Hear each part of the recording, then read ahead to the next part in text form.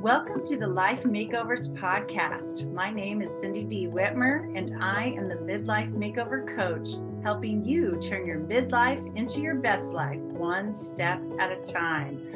Through powerful conversations, my own midlife roller coaster story, and over 3 decades of helping people transform their lives through counseling and coaching, I am on a mission to help you create your own definition of success and happiness. Thank you for being here. Hey, everybody. Welcome to the Life Makeovers podcast. Thank you so much for being here.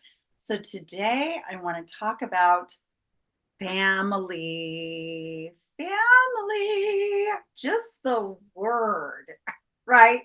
Just hearing that word can make you well up with love and appreciation and, just have you feel so many yummy things, or it can make you like bring up some very, very difficult feelings and emotions. I mean, if there's not a bigger trigger word in the world than family, I don't know what it would be.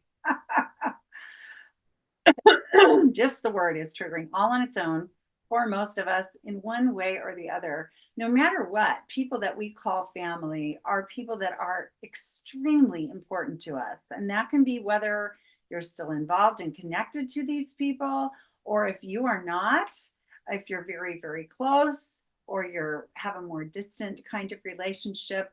This can vary very widely for people. So I just want to acknowledge, first of all, that I understand that for some of you, a family, you love them so much. And for some of you, you may even hate your family. And for some, and for, you may just don't know what to do about them, some of them or all of them. And so let's just acknowledge together that family experiences can range widely for us all. And I want to shout out to those of you who have really healthy, happy, thriving families. And that is just a wonderful thing. And let's just acknowledge too that we have a broad definition of family, right? In our world and in our lives, because we have the biological family, which some of you grew up with your biological families and some of you didn't. You were adopted or fostered, and you had foster families or adopted families who really became your actual family versus your biological family. There's step families, blended families. There's all kinds of families out there, big families, small families, biracial families. I mean, it's all good. There's every flavor, size, shape, kind imaginable. And then I feel like in my life, and you might too, feel like I have a whole other chosen family besides my biological family. And that is a set of friends or people in my life that are like family to me, and that we're close, we're involved in each other's lives, we make a point to see each other, and those kinds of things are really there for each other. And so there's all kinds of it. So that being said, let's talk about some ways to manage life with family really, really well, whether it's your chosen family, your family you were raised in, or some other definition you have. Whoever you think of as family, let's talk about it. So I'm going to share an acronym of the word family and share some thoughts today.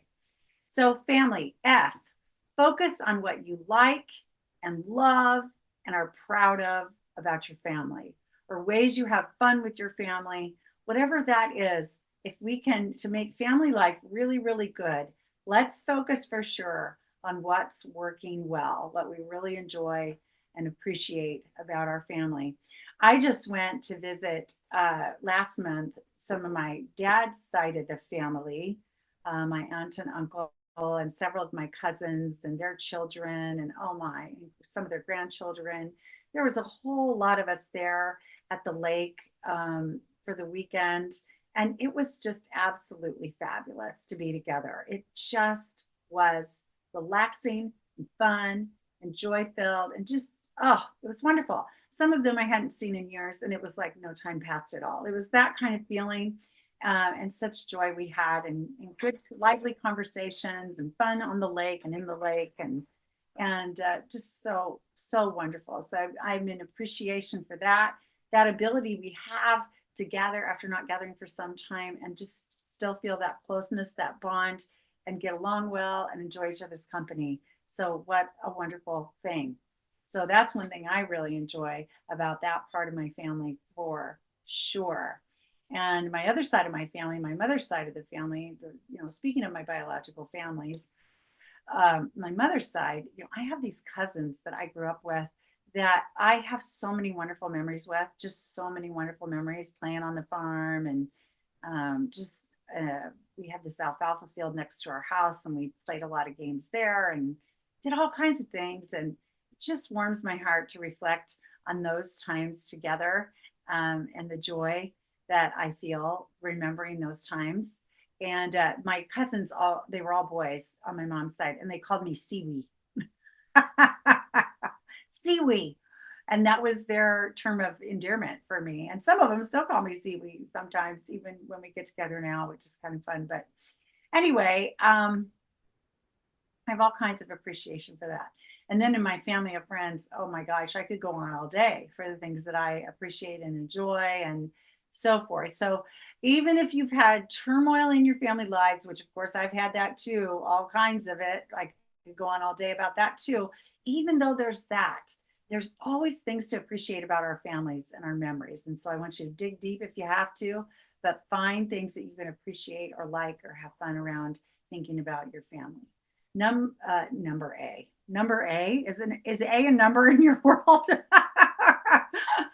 Letter A, amends. Okay, amends.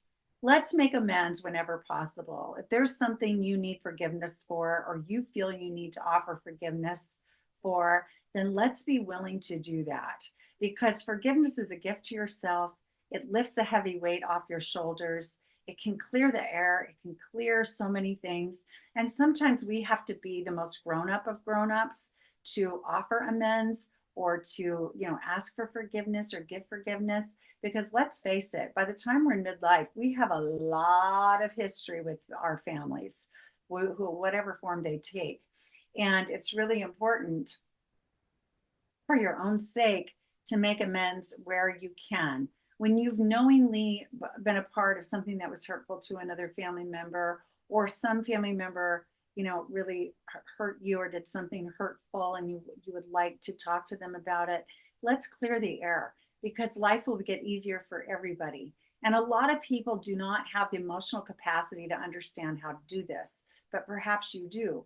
And really, it's just being willing to say, hey, when I did this, even if it was in 1976, when I did this, or when I said that, or when I ignored you about that, or when I didn't show up for this, I want to say I'm sorry for that. That's all it means. You don't have to give a grand speech. You don't have to come up with 14 excuses why. You don't have to, just say you're sorry, and that you'd like to make amends about that. And if you're needing to give forgiveness to someone else, you can simply say that as well. It's straightforward. I have been bearing a burden since you did this or didn't do this or said that. And I just want you to know that I forgive you. I've let that go. And you wouldn't believe the response that you might get from other people. And even if you do not get a positive response from the other person or people, you will have known you've done a healthy thing for yourself. So making amends is the letter A. Number M. Oh my gosh, I said it again.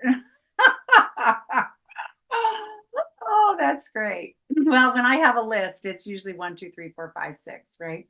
So, okay, the letter M, we want to meet our family members where they are.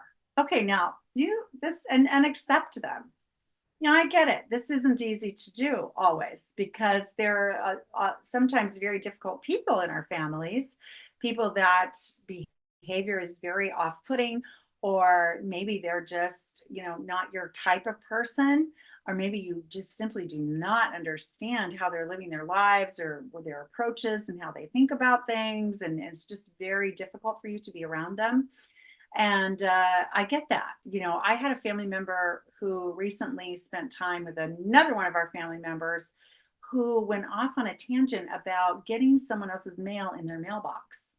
Then this person in our family just ranted and raged about the fact that they received a piece of mail in their mailbox that was somebody else's in the neighborhood, and just went crazy about it, really had a fit, swore, put the piece of mail kind of in our other family member's face when they were complaining about it, just went into a rage over this.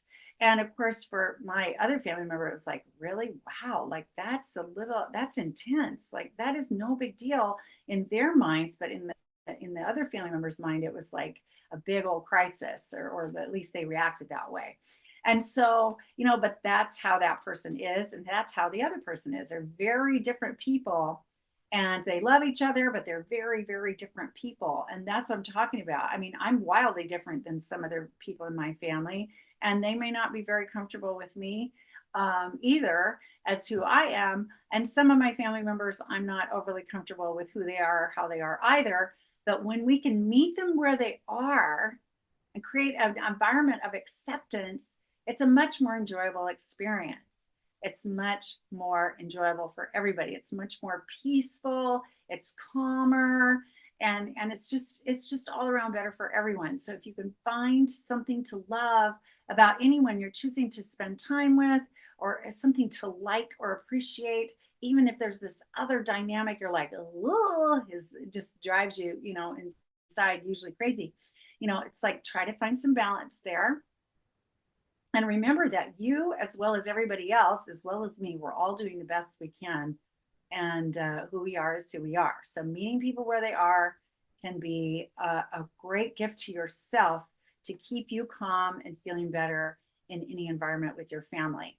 Okay, the letter I, the letter I. Include them in your lives as much or as little as you want to. So, this is a conversation about boundaries.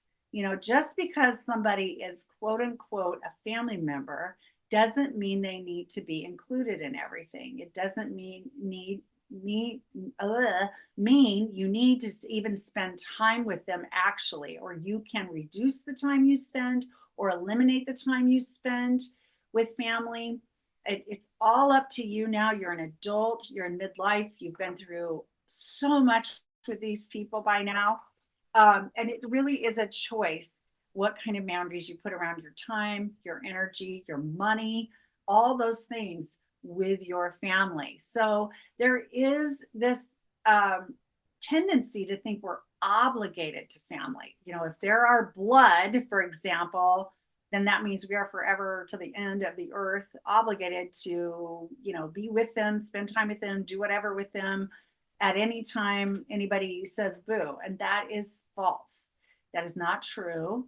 You can decide you are in charge of yourselves, you're in charge of your life, and for sure, include as much as you would like to, but don't feel like you have to. Ed and I got married last year, and we got married in our front yard, and we're very particular. We wanted to keep this a small occasion. And so we were very particular about who we included and invited for that to spend, have this occasion with us. And you might be surprised how few family members we actually had here. We had our kids and grandkids here. And in terms of family, that was just about it, honestly. And for some, that is just shocking. And for some of our family, they did not understand that. But we understood it. We knew what we were trying to do and trying to create and manage and everything and how we wanted it to go. And it wasn't against anyone, not against anyone. It was for us, for how we want it to be a small, intimate gathering. And so that's just one example of, what you do and what you don't have to do. Another example is on my mother's side of the family, my grandmother used to have all the giant holiday gatherings, for all the generations to come to. And there'd be, 30 people in her house or whatever for holidays and so forth. And when she became unable to do that, one of my aunts sort of took over doing that for the family. And then the family, as it expanded, we grew up, we had kids, we had spouses, the family got so large, and her home is small, and she eventually, wanted it to just be her children and spouses and grandchildren. And so she told the rest of us, I'm not going to do the great big whole family holidays anymore. And I was, of course, I was sad about that, and that it was a great way for me to see everybody all at once because I don't live by all of them. But at the same time, I completely understood her decision and support her in that decision. And so it's up to you the boundaries you create, whether you spend time with people or not, whether you acknowledge their birthdays or Mother's Day or Father's Day or anniversaries, whether you travel for holidays or not, whether you invite people to your place for things. It's totally up to you how much or little you include them in your lives. But what I would say, the last thing I would say about that is please just be honest. Be honest about what you want to do and strive to create what you want to create, whether it's inclusiveness or if it's putting a little stronger, a tighter boundary around those things. Do what is honest and feels really authentic and healthy for you. Okay, L, love them. Love them to the greatest ability you have to love them. Extend love whenever humanly possible. Okay. So, and I mean this in many kinds of ways. Of course, some ways we love people are we do show up and spend time with them, right? Or we send them a card or a present for their birthday, or we call them up every week to check in. Other ways we love people is to be honest about what we need and not exhaust ourselves attempting to have relationships with people who maybe are not available to have the kind of relationship you actually want. Loving them can be forgiving them. Loving them can be releasing them from being obligated to you. You know, I used to think that my parents should parent me a certain way. I had an idea in my mind, okay, you ought to be this, you ought to be that, you ought to do this, you ought to do that. And if they didn't do those things, I judged them and I was angry or disappointed or sad, and thought, oh, they're failing me. They're failing me as parents. And it's like, you know what?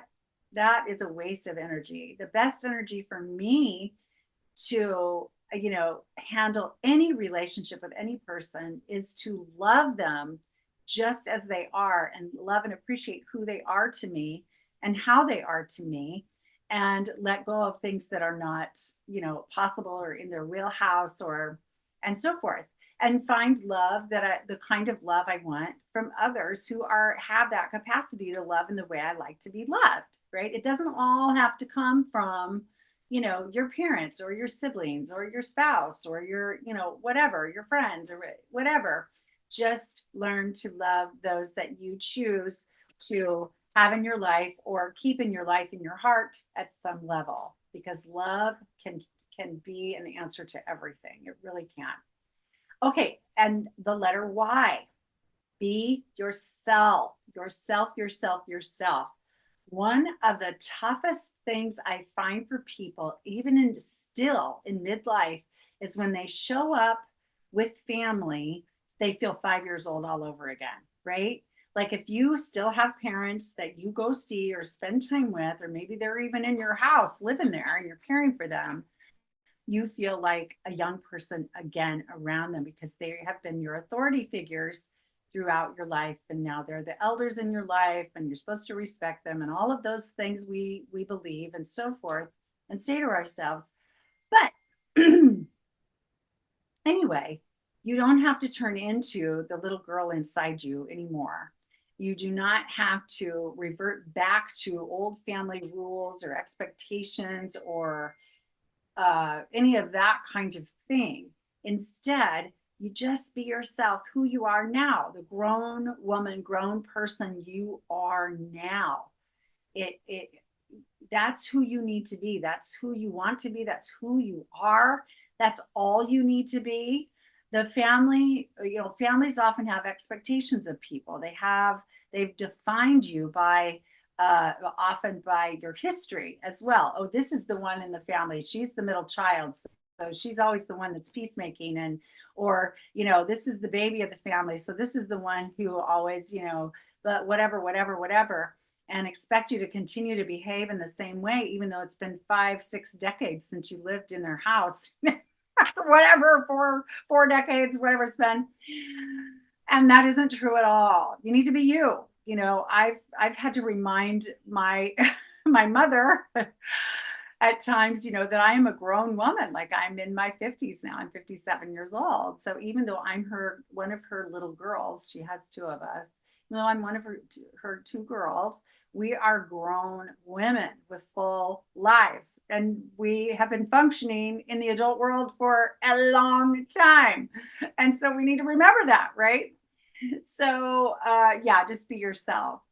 So, and then there's a flip side to all of this too, for those of you who are parents, and to remember that your kids who are now probably growing up, or adults, are full-blown adults, or will be soon, or on their way literally right now as we speak out into the adult world for the first time.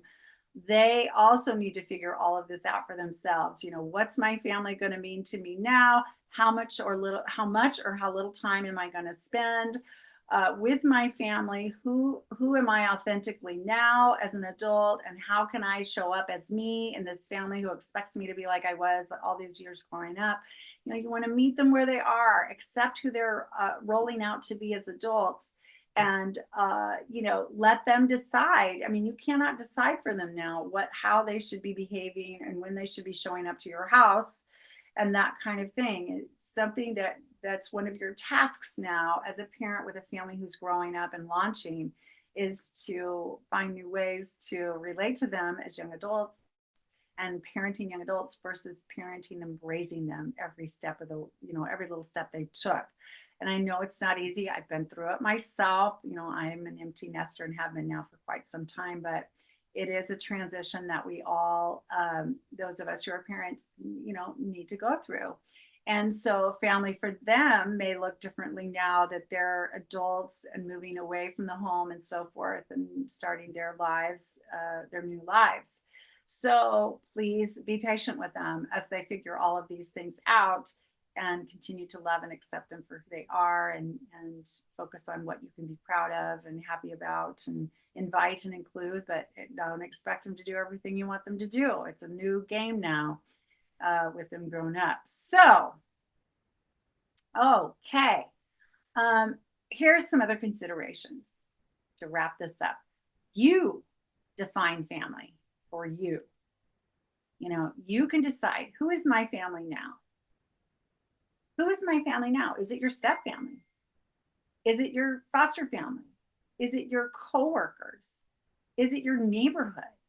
Is it the spiritual community you belong to? Is it your biological family? Is it the family you married into, your in-laws? Is it your children and you?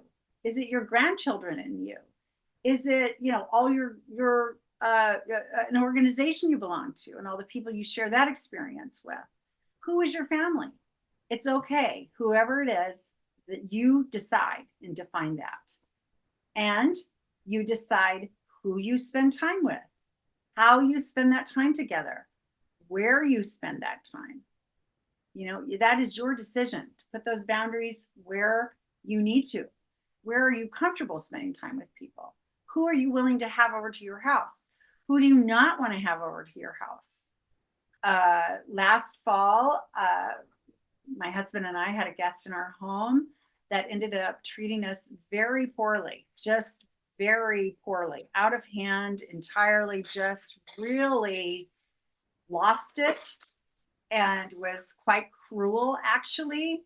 And we decided together that that person will never set foot on our property again, because we're not going to be treated that way in our own home. Our home is our sanctuary, and we have created it to be a place where we want people to come to feel joy, to feel love, to have fun, to feel like they are, retreating from the world if that's what they need. It's a place of celebration. It's a place of, fun gatherings and things. And if someone is going to behave, out of hand and be inappropriate and so forth, that's it. They're out. They're not coming back. So that's an example of defining for yourself who's coming into my environment and who is not, and what behavior will I tolerate in my environment and what will I not. And if I'm going to a family member's environment and I'm not comfortable with the behavior, or I don't feel like I belong, or I don't, people are doing things I don't want to participate in, it's okay. You may leave. You decide. So put your boundaries up where you need to, and also be inclusive in the ways that feel good to you as well. And remember also, your ideas and expectations of family may vary widely from your other family members. They may have a very different definition of what it means to be family.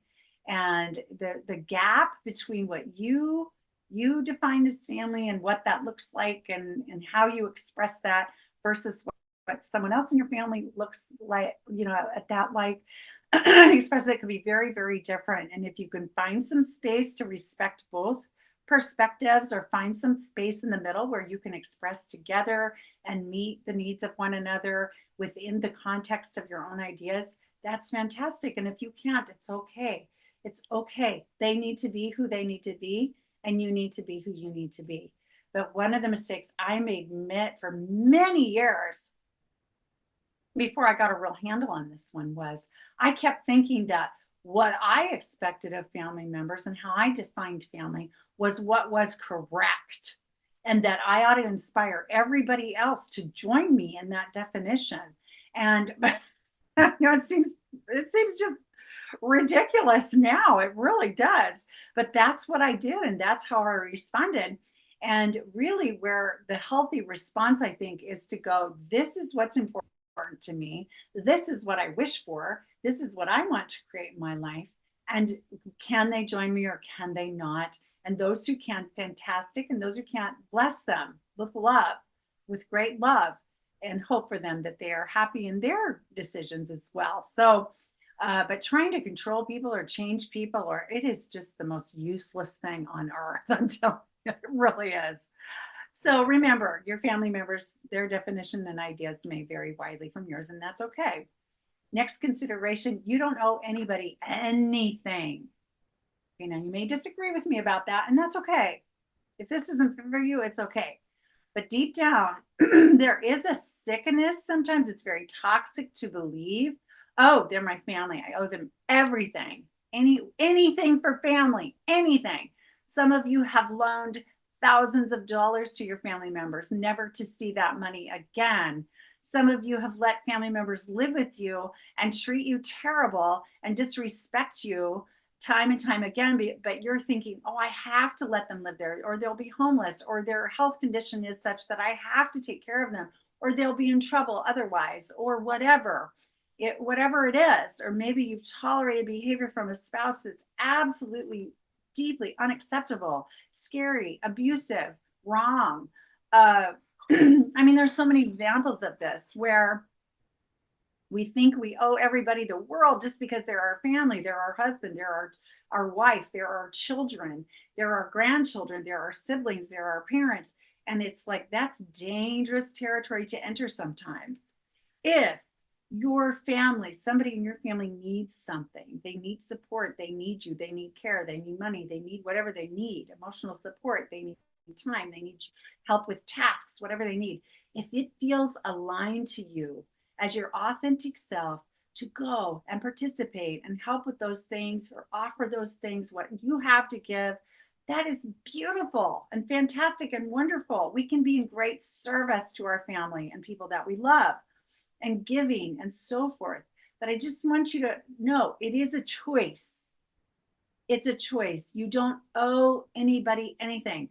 My two biological children owe me nothing, even though I gave birth to them, right?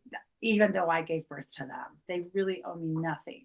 They are loving, they are kind. We have great times together. I hope we continue to all the rest of our lives and all of that. But deep down, I do not believe, and kids, if you're listening, hear me loud and clear, you don't owe me anything. You don't owe me anything. And I don't owe anybody anything. I really don't believe that. So check your belief system, whatever works for you, of course, those of you who are listening. But I just want to give you permission to believe you don't owe anybody anything just because they're quote unquote family. Okay, and 3 L's, well, actually 4, there's a bonus L, but 3 L's: learn from your family, and your experiences with your family, it is like a school to really live within a family system, operate within a family system. It's like it's relationship school. And so please learn from your experiences, learn from what you feel, what you like, what you don't like, learn from your own behavior, learn from other people's behaviors. It is a rich environment and experience to learn. So learn, and apply your learning to your life. Number two is love, just love all you can. Love your family, whether you're with them or not, whether they're deceased or not. Love your family, love yourself within your family, love what you've learned from your family, love the memories you can love, so forth. Just feel the love. You will be happier. And number three, just live your life with or without your family. Live your life and live fully. Enjoy your family, whoever you define as the family you do want to spend time with, and really enjoy life with them as much as possible. And then number four, a bonus L, let go of your family if you need to, or let go of the pain you experienced in your family or families. Let go of anything, let go of regrets, guilt, bitterness, rage, shame. Let go of all of those things and free yourself of all of those things. And if it means even letting go of people, this is also okay, even if they're family, quote unquote family. It's okay. Again, above all, it is your job to live your life and to live it as joyfully and meaningfully as possible. And by this time in your life, there's no doubt you've had painful experiences, and maybe you've healed that pain, and maybe you can still have a wonderful life with your family, even though if your source of pain came from a history with your family. And if not, I hope you've healed those wounds and moved on. And so let go of people if you need to, let go of pain, and let yourself live. Live. If you are not going to let yourself live fully and meaningfully and joyfully now, I don't know when you think you're going to do that. This is the time. This is the hour. It is here. So please do that.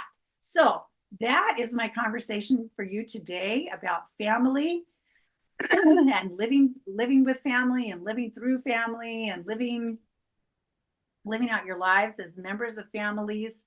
And I hope it was really helpful.